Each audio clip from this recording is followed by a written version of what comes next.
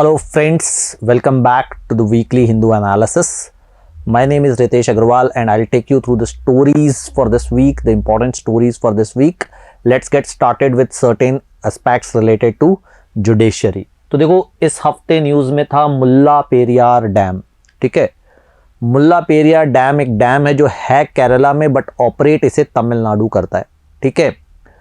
और ये dam news में इसलिए था क्योंकि केरला में काफ़ी बारिश हो रही थी एंड केरला गवर्नमेंट वांटेड कि तमिलनाडु जो है वो 139 फीट से ज़्यादा वाटर इसमें ना रहने दे।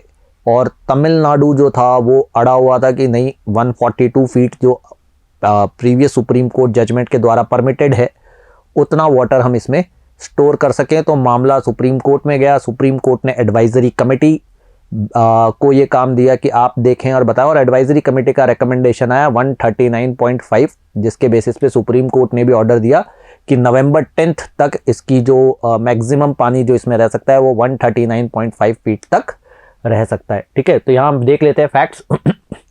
Supreme court directed that the maximum water level in Mulla Periyar dam should be 139.50 feet until November 10 based on the recommendation by a supervisory committee. अब ये सुपरवाइजरी कमेटी सुप्रीम कोर्ट ने 2014 से अपॉइंट कर रखी है just to look after issues, क्योंकि ये काफ़ी पुराना विवाद है between Kerala and Tamil Nadu related to Mulla Periyar dam. अब इसका अगर हम थोड़ा सा बैकग्राउंड देखें, जैसे यहाँ मैंने बताया था आपको कि केरला वांटेड कि 139 फीट से ज़्यादा ना हो, ठीक है, जो कि 2018 में सुप्रीम कोर्ट का ऑर्डर था जब केरला फ्लड्स थी। और तमिलनाडु ने 2006 और 2014 का जजमेंट जो है स्टेट किया था, जिसमें सुप्रीम कोर्ट ने 142 फीट तक की परमिशन दी हुई थी। फाइनली 139.5 फीट पे सेटलमेंट हुआ। अगर हम मुल्ला पेरियार डैम का बैकग्राउंड देखें तो ये बेसिकली एक 999 ईयर्स की लीज पे तमिलनाडु को मिला हुआ है, ठीक है। तो there was an agreement signed between Maharaja of Travancore and the state of India, secretary of state for India, ठीक है, जिसके तहत क्या हुआ कि ये डैम बना और इस डैम का जो पानी है, जो कोर्स है, जो रिवर है, देखो कौन सी रिवर्स के कॉन्फ्लुएंस पे बना हुआ है, Mullayar and Periyar, that is why the dam is also called Mulla Periyar, ठीक है, केरला के इडुक्की डिस्ट्रिक्ट में। तो इस एग्रीमेंट के तहत फिर ये डैम बनाया गया। डैम ने जो कोर्स ऑफ रिवर है वो चेंज किया, अरेबियन सी की तरफ जाती हुई रिवर को बे ऑफ बंगाल की तरफ मोड़ा, और इससे फायदा क्या हुआ, तमिलनाडु का जो एरिड रीजन है वहां तक पानी पहुंचा, ठीक है। मदुरई एंड एडजॉइनिंग एरियाज जो हैं जहां पानी की सख्त कमी रहती है उन एरियाज तक पानी पहुंचा, and that is why this dam is very important for Tamil Nadu. देखो केरला को डर होता है फ्लड्स का, तमिलनाडु को डर होता है पानी की स्कैरसिटी का, ठीक है। तो ये जो डैम है वो दो कॉन्फ्लिक्टिंग ऑब्जेक्टिव्स को कहीं ना कहीं टच करता है, and that is why this dam has been a source of contention between these two states. चलिए नेक्स्ट अपडेट देखते हैं। Supreme Court sets up committee examining Pegasus allegations. Pegasus के बारे में काफी डिटेल्ड बात हमने पिछले कुछ महीनों में की है। एक मैंने डिकोडेड वीडियो भी बनाया हुआ है पेगासस के बारे में, आप देख सकते हैं। तो कुछ बेसिक बैकग्राउंड सबको पता है पेगासस के बारे में। स्पाईवेयर है, इजराइल की साइबर आर्म्स कंपनी एनएसओ ने बनाया है। इंडियन गवर्नमेंट के ऊपर आरोप है कि वो उन्होंने opposition political activist, journalist, media barons, इन सब पे इसका इस्तेमाल किया है, और सुप्रीम कोर्ट में केस चल रहा था। सुप्रीम कोर्ट ने गवर्नमेंट से एफिडेविट फाइल करने के लिए कहा था कि आप बताएं पेगासस आपने यूज़ किया है या नहीं किया। और गवर्नमेंट जो है वो कई तरह के बहाने बना रही थी, नेशनल सिक्योरिटी है, हमारे पास ऑलरेडी अच्छा सर्वाइलेंस मैकेनिज्म है, ठीक है, हम अनऑथराइज सर्वाइलेंस नहीं करते, इस तरह की बातें गवर्नमेंट ने कही, बट क्लियरली बताया नहीं कि पेगासस यूज़ करते हैं या नहीं करते। And finally Supreme Court lost its patience and they have decided to set up an independent committee. तो सुप्रीम कोर्ट ने क्या कहा कि हम एक इंडिपेंडेंट कमेटी सेटअप करेंगे। It will be kind of a 6 member committee, जिसमें 3 फर्स्ट टीयर मेंबर्स रहेंगे और 3 टेक्निकल मेंबर्स रहेंगे, ठीक है। Committee will be headed by justice Ravindran. तो supreme court ordered a thorough inquiry into allegations of unauthorised surveillance. So new committee will be overseen by Justice R.V. Ravindran, who will be assisted by 2 other experts. 2 other experts are Alok Joshi and Sandeep Oberoi, and then there will be technical members. So these 3 are technical members: Naveen Chaudhary, Prabhakaran P and Ashwin Gumaste, ठीक है। तो ये जो committee है इसे वक्त दिया गया है कि जल्दी से जल्दी ये अपनी फाइंडिंग्स जो हैं वो कोर्ट के सामने रखें, और अबाउट 8 वीक्स के आसपास फिर सुप्रीम कोर्ट दोबारा असेंबल होगी and then they will look at it, ठीक है। चलिए देखो, ड्रोन रूल्स जब आए थे अगस्त में, हम बात कर रहे थे ड्रोन रूल्स के बारे में, तब ये फ्रेमवर्क इसमें ये बात की गई थी कि with in 60 days of coming up with drone rules government will come up with a drone corridor, कि ठीक है ड्रोन कॉरिडोर से जुड़ी हुई गवर्नमेंट गाइडलाइंस लेकर के आएंगी और ड्रोन डिलीवरी के लिए, ड्रोन ट्रैफिक मैनेजमेंट के लिए गवर्नमेंट गाइडलाइंस लेकर आएगी। तो गवर्नमेंट ने अभी गाइडलाइंस इशू करी हैं इसके लिए। Government has issued the framework to manage the drone traffic. ठीक है, तो गवर्नमेंट ने क्या किया, थर्ड पार्टी प्रोवाइडर्स, तो they have notified a framework under which public and private third party service providers will manage the traffic movement in the air space under 1000 feet. तो government ने ये जिम्मेदारी थर्ड पार्टी सर्विस प्रोवाइडर्स को रखी, चाहे वो कुछ पब्लिक ओन्ड हो सकते हैं या प्राइवेट ओन्ड हो सकते हैं, और 1000 फीट के नीचे ये ड्रोन डिलीवरी या ड्रोन ट्रैफिक को मैनेज करेंगे। ठीक है, तो जो भी ड्रोन उड़ेंगे that will be under 1000 feet. ठीक है, तो कई तरह की सुविधाएं ये ऑफर कर सकते हैं, जिनमें registration, flight planning, access to supplementary data like weather, terrain, position, ये सारी चीज़ें third party service providers provide करवा सकते हैं। इसके अलावा कुछ स्पेशल सर्विस प्रोवाइडर्स हैं जो इंश्योरेंस, ड्रोन का इंश्योरेंस और डेटा एनालिटिक्स जैसी सर्विसेज भी प्रोवाइड करवा सकते हैं। ड्रोन्स, ये जो थर्ड पार्टी सर्विस प्रोवाइडर्स हैं, इनको ड्रोन का real time location central government के साथ शेयर करना पड़ेगा। All drones except nano drones, जो हमने कहा था कि 250 ग्राम से कम वाले ड्रोन्स हैं, shall be required to mandatorily share their real time location through the network to the centre either directly or through third party service providers, and obviously they are providing so many services, so they will charge a fee। तो इन लोगों को drone operators से कुछ पैसे charge करने का हक होगा। They will be permitted to charge drone operators a service fee and a small proportion might be shared by Airport Authority of India. ठीक है, तो ये कुछ मैनेजमेंट गाइडलाइंस आई हैं, थोड़ी बहुत क्लैरिटी हमें मिली है कि कुछ थर्ड पार्टी सर्विस ऑपरेटर्स होंगे जो इस तरह की सर्विसेज प्रोवाइड करवानी होंगे। अब ये जैसे जैसे थोड़ा थोड़ा फ्रेमवर्क आगे बढ़ेगा तो हमें थोड़ा आइडिया होगा कि कौन होंगे थर्ड पार्टी सर्विस ऑपरेटर्स, किस तरीके से सर्विस प्रोवाइड करेंगे, क्या चार्जेस रहेंगे, वो सारी गाइडलाइंस धीरे धीरे क्लैरिफाई होती चली जाएंगी। देखो, ये भी थोड़े दिन पहले हिंदू में एक इंटरेस्टिंग न्यूज़ थी, centre wants to keep birth and death database. देखो, again this all comes under data family. मैंने आपसे कहा था कि डेटा से जुड़े हुए काफ़ी अपडेट्स हमारे पास आ रहे हैं, चाहे वो नेशनल फार्मर्स डेटाबेस हो, चाहे वो ई श्रम पोर्टल हो, चाहे वो डेटा प्रोटेक्शन बिल हो, चाहे वो सेंसस हो, कास्ट सेंसस हो, ये सब बेसिकली डेटा से जुड़े हुए हैं। और ये भी एक अपडेट क्या है कि जब भी अभी ये पावर, ये मान लीजिए कि स्टेट गवर्नमेंट ये काम कर रही है कि वो बर्थ का और डेथ का डेटा अपडेट करती है। अब सेंट्रल गवर्नमेंट को भी ये काम करना है। क्यों करना है? क्योंकि सेंट्रल गवर्नमेंट कहती है कि हम आधार नंबर के हिसाब से अपडेट करेंगे, इलेक्टोरल रोल अपडेट करेंगे, पासपोर्ट का डेटा अपडेट करेंगे, ड्राइविंग लाइसेंस का डेटा अपडेट करेंगे on the basis of birth and death data. So center has proposed amendments to a 1969 law, which is that 1969 law, Registration of Birth and Death Act 1969. तो इसमें ये amendment किया है कि the central government can maintain the database of registered birth and death at the national level. अभी ये काम हो रहा था स्टेट लेवल पे। तब ये डेटाबेस कहाँ कहाँ इस्तेमाल होगा? आधार अपडेट, रक्षा अपडेट, पासपोर्ट, ड्राइविंग लाइसेंस, इन सब के अपडेट में ये डेटा इस्तेमाल किया जा सकता है। ठीक है, अब ये काम स्टेट कर रहा है। अब जो चीफ रजिस्ट्रार होगा स्टेट का, it will maintain a unified database and it will share the details with the registrar general of India for the same. ठीक है, तो ये एक इंटरेस्टिंग प्रपोज की गई है। अच्छा, हमारे जो होम मिनिस्टर हैं अमित शाह साहब, ये जम्मू कश्मीर गए। ठीक है, जम्मू कश्मीर की विजिट पे गए थे। ये गए तो उससे पहले 700 लोगों को उठा लिया गया। ठीक है, 700 people were detained security reasons की वजह से। और कौन से एक्ट के तहत उठाया गया? Public safety act. तो न्यूज़ क्या है? न्यूज़ तो ठीक है 700 पीपल वर डिटेन्ड, बट हमारे काम की चीज़ क्या है? पब्लिक सेफ्टी एक्ट है क्या? So it's a preventive detention act. ठीक है, पब्लिक सेफ्टी एक्ट जो है वो प्रिवेंटिव डिटेंशन समझते हो ना, एक होता है प्यूनिटिव डिटेंशन, एक होता है प्रिवेंटिव डिटेंशन। प्यूनिटिव डिटेंशन मतलब जुर्म साबित हो गया, उसके बाद सजा दी जा रही है। प्रिवेंटिव डिटेंशन मतलब शक के आधार पे। ठीक है, तो पब्लिक सेफ्टी एक्ट एक यूनिक एक्ट है जो जम्मू कश्मीर स्पेसिफिक है, और इस एक्ट के तहत 2 साल तक आपको विदाउट ट्रायल जेल में रखा जा सकता है। So it's a very kind of draconian act. 2 साल तक आपको बिना किसी ट्रायल के जेल में रखा जा सकता है under public safety act 1978। Preventive detention है। It is unique to Jammu and Kashmir and kind of scary, right. अच्छा, एक और काम इन्होंने किया जब ये जम्मू कश्मीर गए। ठीक है, ये एक आर्टिकल आया था, आर्टिकल पढ़ के आपको ऐसा कुछ नहीं लगेगा कि कुछ इंपॉर्टेंट है। इसकी लास्ट लाइन में एक छोटी सी चीज दी हुई है जो कि इंपॉर्टेंट फैक्ट है कि ही इनॉग्रेटेड IIT जम्मू। ठीक है, तो अमित शाह वहां गए थे, IIT जम्मू का भी इनॉग्रेशन उन्होंने किया। Now this is related to the defence part. ठीक है, तो इंडिया ने तवांग रीजन में, अरुणाचल प्रदेश में कुछ नए डिप्लॉयमेंट्स किए हैं देखते हैं हम कौन से डिप्लॉयमेंट्स किए हैं। 2 नए रॉकेट सिस्टम्स इंट्रोड्यूस किए गए हैं और ब्रह्मोस सुपरसोनिक क्रूज मिसाइल का भी इस्तेमाल किया गया है। कौन से 2 नए रॉकेट सिस्टम्स हैं? एक है पिनाका, दूसरा है स्मर्च।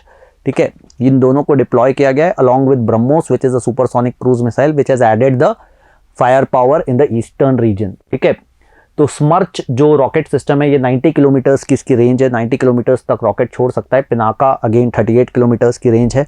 ब्रह्मोस तकरीबन 290 किलोमीटर्स की रेंज है सुपरसोनिक मिसाइल की। It's a cruise missile. हमारे पास ज़्यादातर जो मिसाइल्स है वो बैलिस्टिक मिसाइल्स हैं। Just to give you some more information, BrahMos हमने रशिया से प्रोक्योर की है। इसका जो नाम है BrahMos, that is again a combination of 2 reverse, Brahmaputra and Moskva. Moskva in Russia, Brahmaputra in India. ठीक है, चलिए नेक्स्ट अपडेट देखते हैं। देखो ये हिंदू में आर्टिकल था, आर्टिकल की हेडलाइन कुछ और है बट इसके अंदर एक बड़ा इंपॉर्टेंट मैटर है कि एक नया मिशन मोदी साहब ने अपनी कॉन्स्टिट्यूएंसी वाराणसी में लॉन्च किया। What is the name of the mission? Ayushman Bharat health infrastructure mission. देखो अगर आप हिंदू फॉलो कर रहे हो तो इवन जो AIIB के प्रेसिडेंट है, एशियन इंफ्रास्ट्रक्चर इन्वेस्टमेंट बैंक के प्रेसिडेंट, उन्होंने भी कहा था कि इंडिया को हेल्थ इंफ्रास्ट्रक्चर डेवलप करने की ज़रूरत है।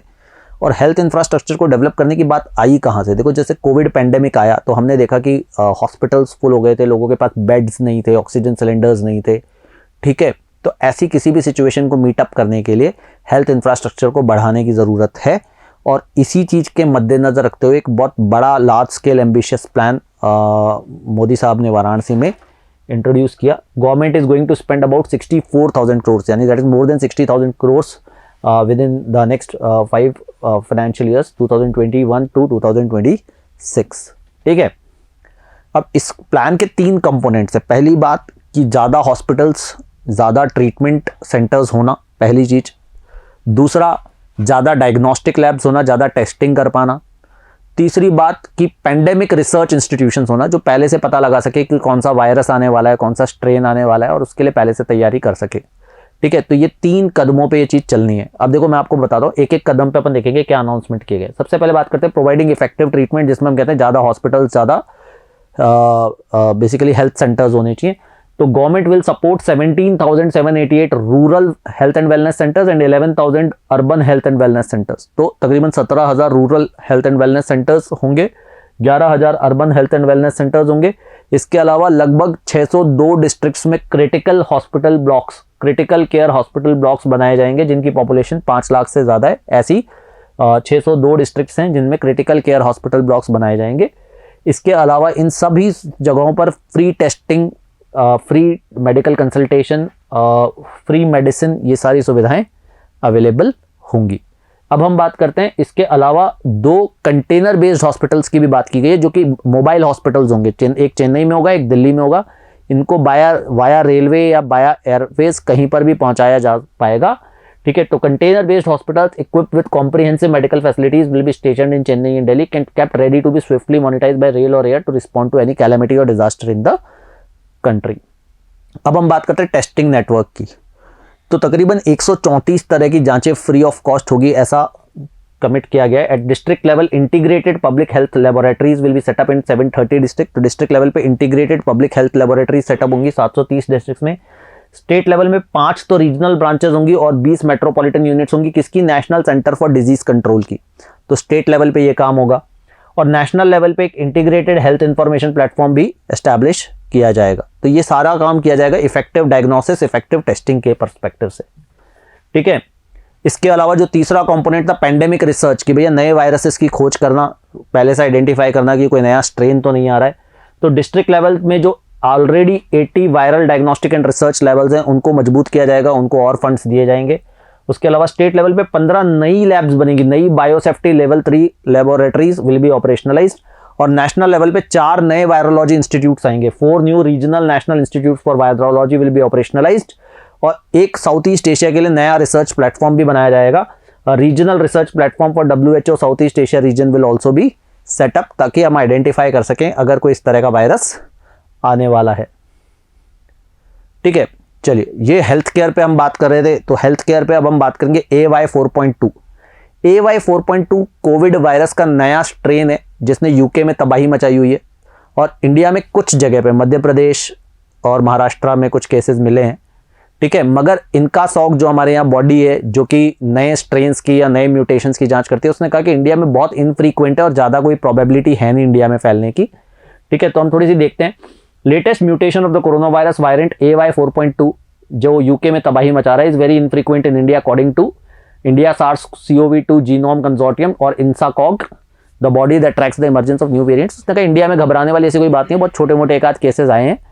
ठीक है, ये डेल्टा वेरिएंट जिसने काफ़ी प्रॉब्लम हमारे यहाँ देश में की थी, सेकेंड फेज जो हमारी जो सेकेंड वेव है वो डेल्टा वेरिएंट की देन बताई जाती है। और डेल्टा वेरिएंट का एक नया म्यूटेशन है AY4.2 जिसने यूके में काफ़ी परेशानी की हुई है। इंडिया में कुछ एक केसेज आए हैं जैसे मैंने कहा।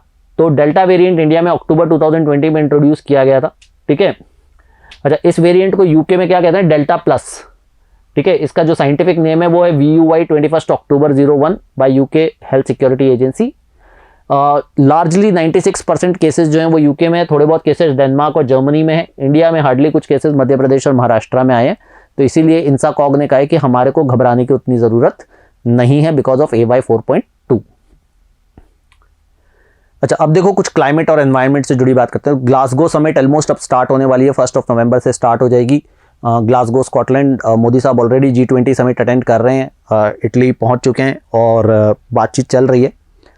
तो बात बहुत तेज़ी से उठ रही है नेट ज़ीरो कमिटमेंट की, है ना। जॉन कैरी साहब हिंदुस्तान आए थे, नेट ज़ीरो कमिटमेंट की बात कर रहे थे और कुछ कंट्रीज़ ने दे भी दिया है। जैसे हमने कहा कि USA का 2050 का टारगेट है, चाइना का 2060 का टारगेट है।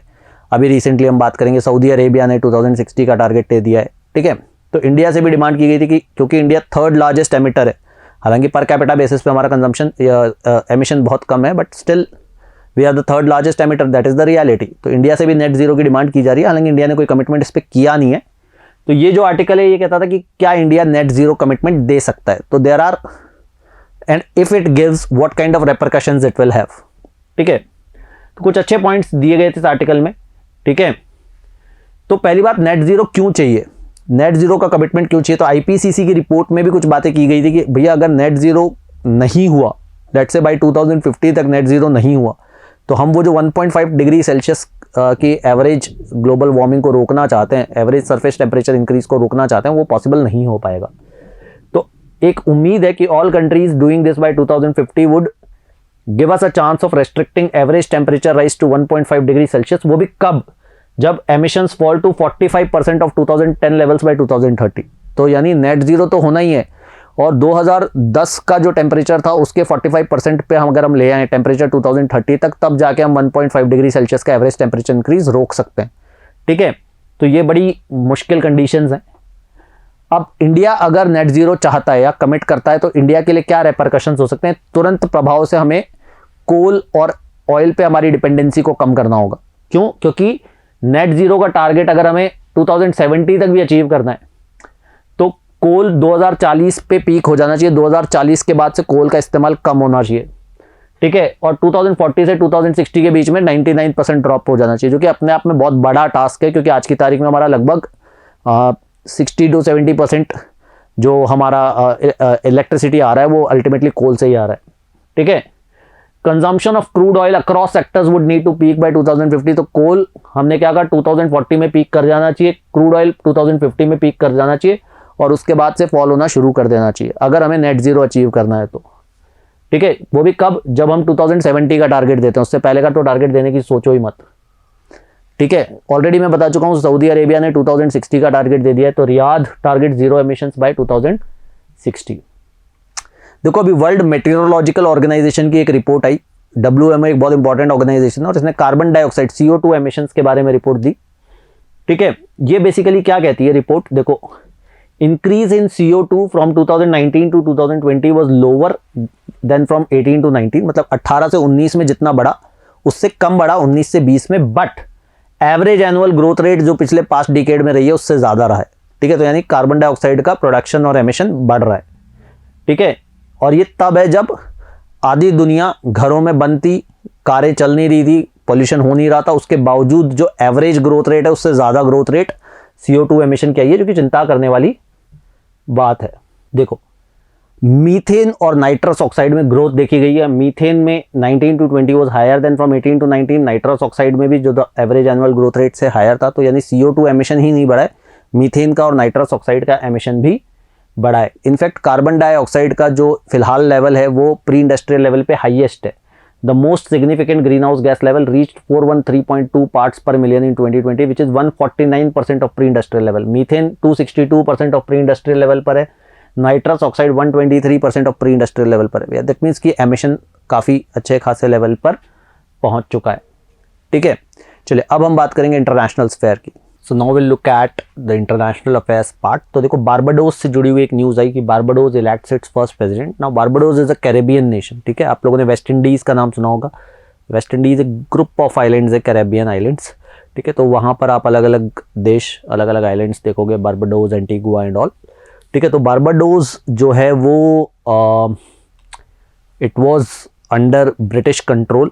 ठीक है, हालांकि आज़ादी इसे 1966 में मिल गई थी, but it was still a British monarchy. इन्होंने ब्रिटेन के साथ काफ़ी रिलेशंस रखे हुए थे, और अभी पिछले कुछ टाइम से डिमांड्स हो रही थी complete break away from Britain की, तो फाइनली इट हैज़ हैपेंड।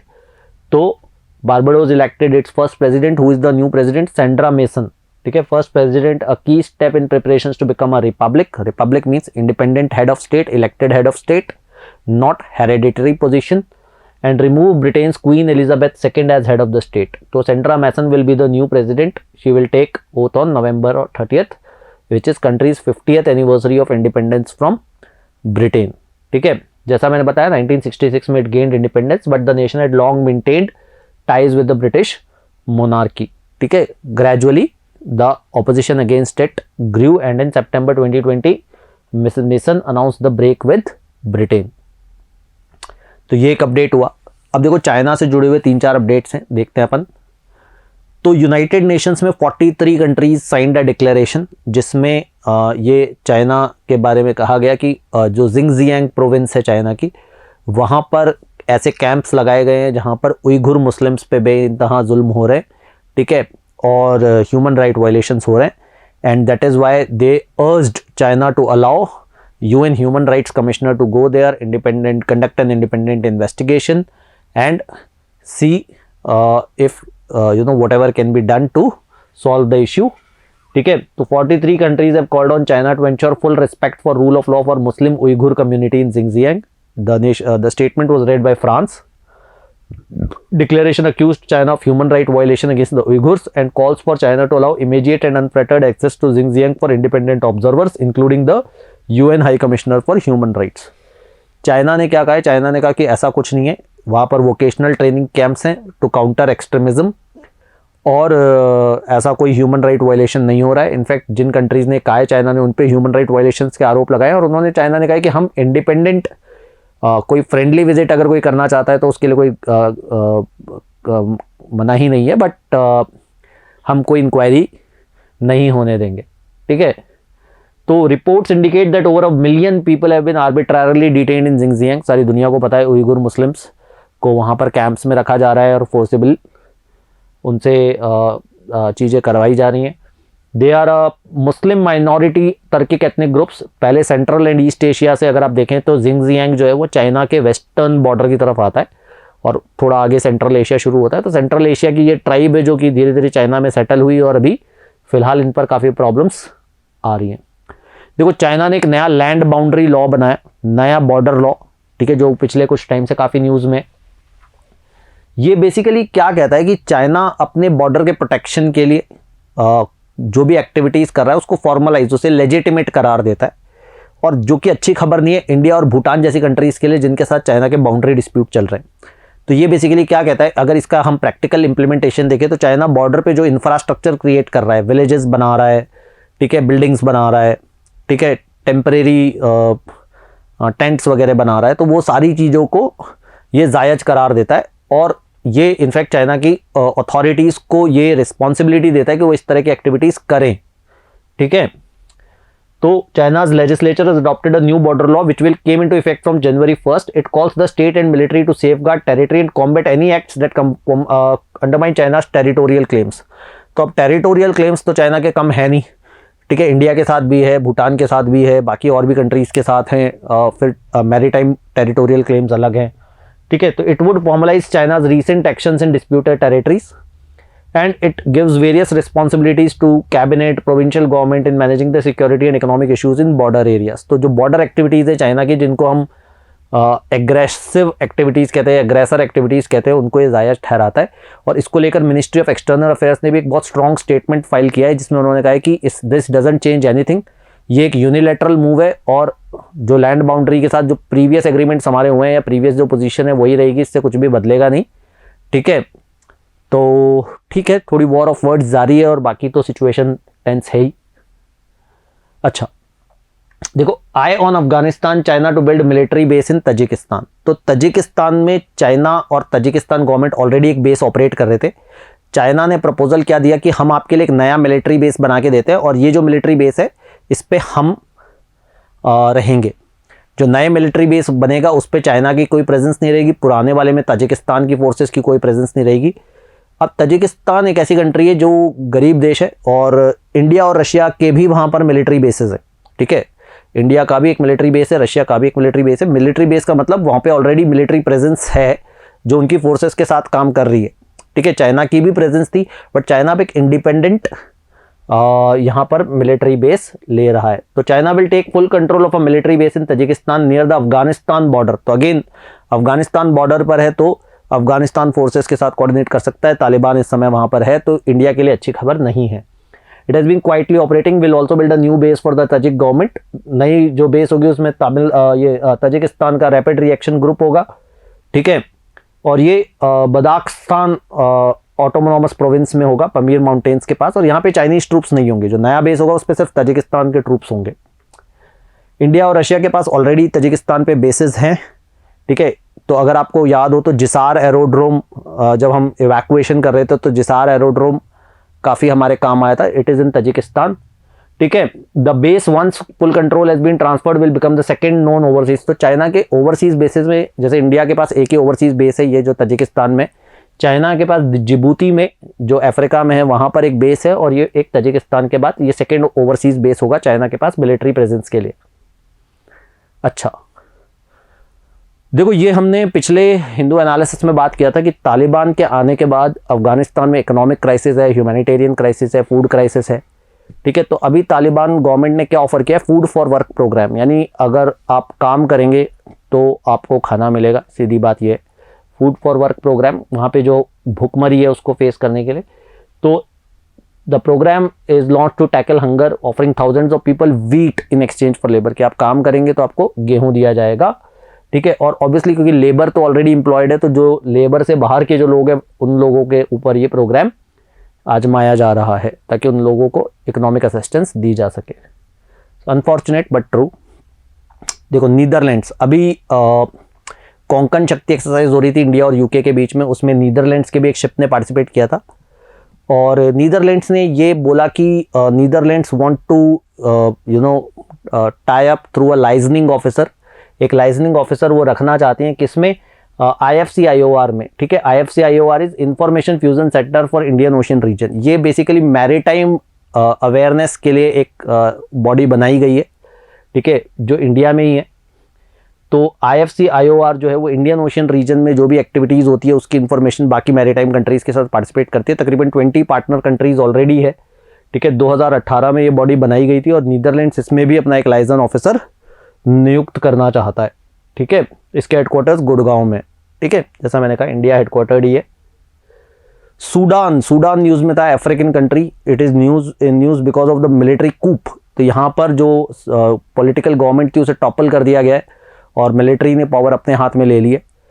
तो ये भी कहानी थोड़ी सी 2019 तक वहाँ पर एक व्यक्ति का राज था, लगभग 3 डिकेड्स तक ओमर अल बशीर ने राज किया। 2019 में उनको हटा दिया गया और फिर एक आप ये कह सकते हैं कोएलिशन काइंड ऑफ गवर्नमेंट बनी जिसमें मिलिट्री ग्रुप भी थे और सिविलियन पॉलिटिकल ग्रुप्स भी थे। और इन्होंने ट्रांजिशनल गवर्नमेंट कह सकते हैं, जैसे कि 2023 में इलेक्शंस होने थे तब तक के लिए गवर्नमेंट बनाई गई थी। थोड़े टाइम मिलिट्री का रूल रहेगा, थोड़े टाइम सिविलियन गवर्नमेंट का रूल रहेगा और सिविलियन गवर्नमेंट का रूल अभी थोड़े टाइम चल रहा था, जितने टाइम में मिलिट्री ने गवर्नमेंट को टॉपल कर दिया, प्राइम मिनिस्टर को अरेस्ट कर लिया और मिलिट्री ने अपनी रूल कर दी। अभी आज के न्यूज़पेपर में मैं देख रहा था कि वो कह रहे थे कि 1 हफ्ते के अंदर हम प्राइम मिनिस्टर को नियुक्त कर देंगे। ठीक है, तो देखते हैं। तो Sudan's military seized power dissolving the transitional government hours after troops arrested the PM Abdalla Hamdok. तो सूडान की जो टॉप जनरल है फिलहाल उनके पास पावर है, अब्दुल फतेह अल बुरहान।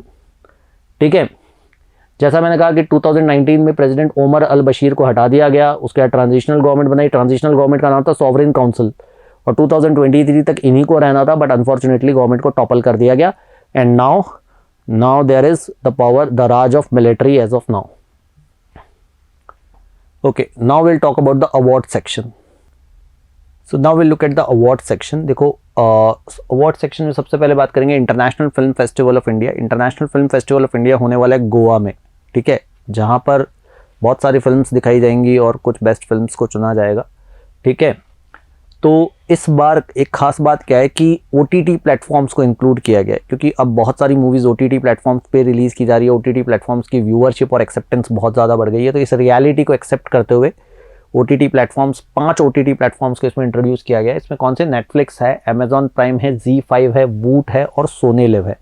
इन 5 प्लेटफॉर्म्स को इंट्रोड्यूस किया गया। This is for the first time that OTT platforms have been introduced. जैसा मैंने कहा, फिल्म फेस्टिवल गोवा में होने वाला है from November 20th to 28th। ठीक है, अच्छा, 2 फिल्म मेकर्स को सत्यजीत रे अवार्ड दिया जाने वाला है। कौन है? एक तो मार्टिन स्कॉर्सेज़ है, जिन्होंने लियोनार्डो डिकैप्रियो के साथ बहुत अच्छी मूवीज़ बनाई हैं और भी कुछ बहुत सारी अच्छी मूवीज़ बनाई हैं।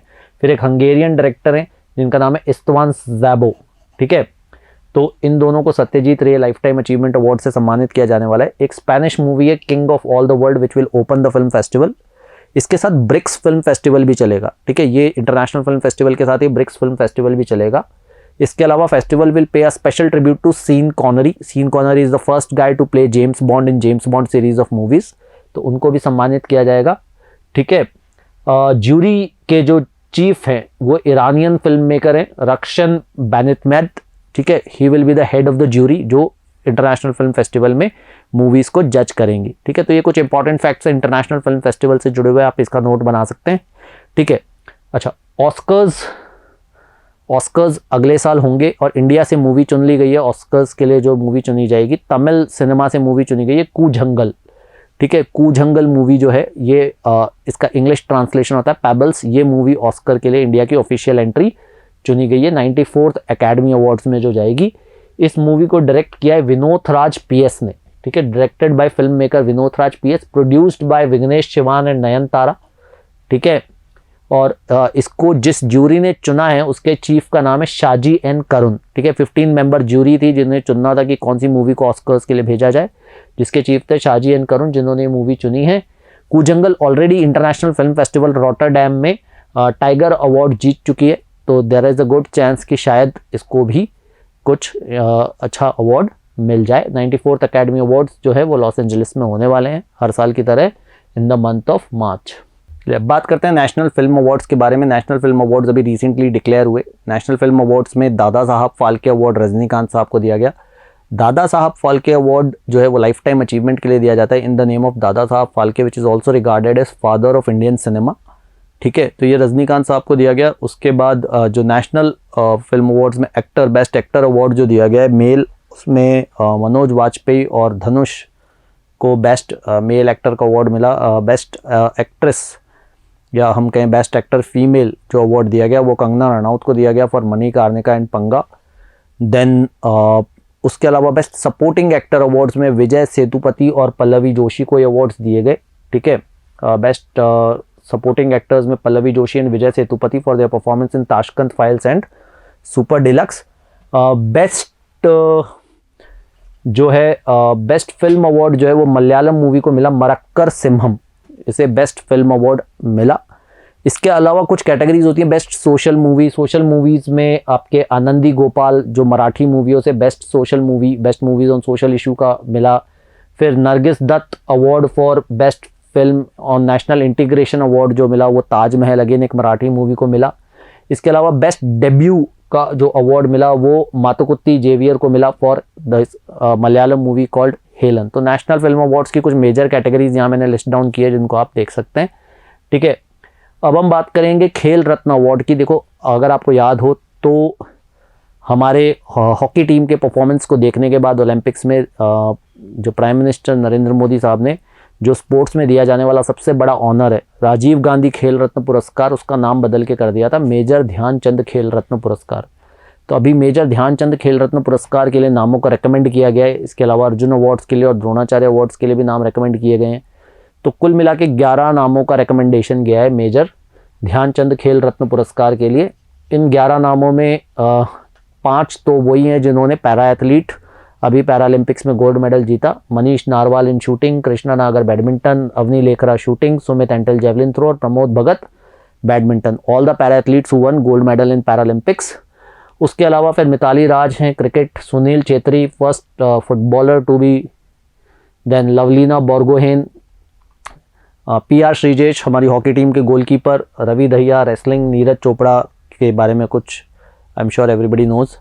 ठीक है, तो इन 11 लोगों का नाम रेकमेंड किया गया है खेल रत्न पुरस्कार के लिए। इसके अलावा 35 नाम अर्जुन अवार्ड्स के लिए भी गए हैं। ठीक है, जिनमें शिखर धवन का नाम है और भी कुछ बड़े फेमस नाम हैं। और द्रोणाचार्य अवार्ड जो कोचेस के लिए दिया जाता है, इसमें 2 एथलेटिक्स के कोच हैं, राधा कृष्ण नायर एंड TP ओसैफ। संदीप सांगवान का भी नाम है। ये सारे जो नाम है वो द्रोणाचार्य अवार्ड के लिए जो कोचेस को दिया जाता है उसके लिए दिए गए। ठीक है, तो ये कुछ इंपॉर्टेंट अपडेट्स थे जो लास्ट वीक के थे। अगेन एज यूजुअल मैं एक लिस्ट आप लोगों के साथ शेयर कर दूंगा पिछले हफ्ते की तरह, जिसमें सारे टॉपिक्स होंगे। ये टॉपिक्स और कुछ टॉपिक्स मान लीजिए जो वीडियो में हम कवर नहीं कर पाए, वो सारे टॉपिक्स उसमें कवर्ड होंगे। And I hope that you found it useful, and I'll see you guys next week. Till then, goodbye and happy Diwali.